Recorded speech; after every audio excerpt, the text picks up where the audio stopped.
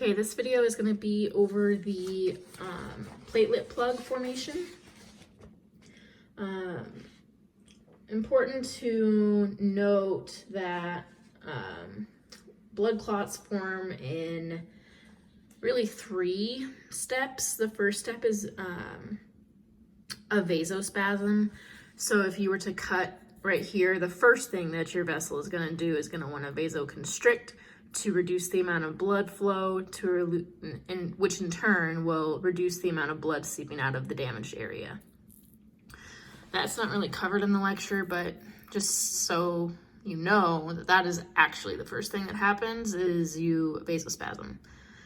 Now the platelet plug. So here's your blood vessel. Here's the endothelial cells, and this pink line is the collagen that surrounds the blood vessel.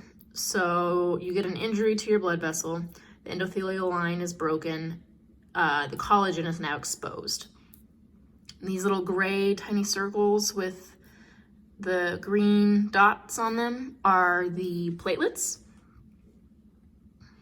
and they are in the inactivated form. These green receptors are the GP1B95 receptor, and those are on the platelets. GP meaning the glycoprotein, because the outer membrane of the platelet is a glycoprotein. So when collagen is exposed, it will attract the von Willebrand factor, which are, I put them as little blue lines here.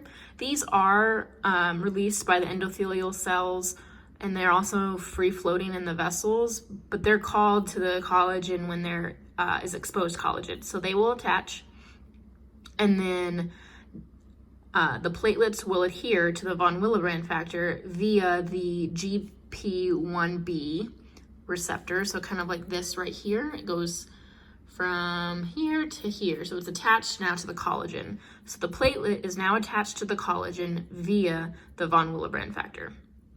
Once that happens, the platelet is activated. And when it activates, it changes shape. It changed shape because it's really hard to stick a bunch of balls together.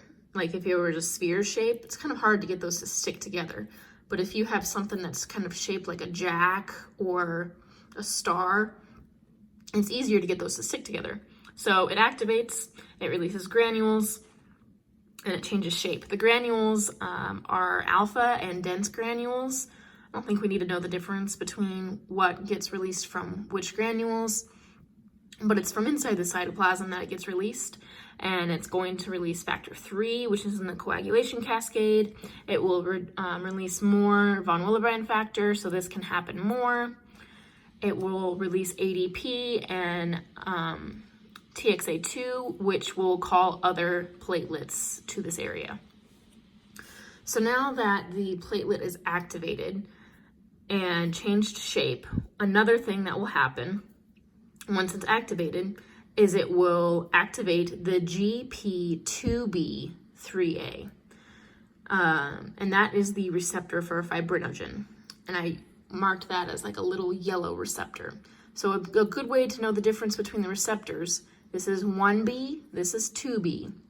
First, you have to adhere the platelet to the von Willebrand factor, and then you can adhere them together. So 1B, 2B.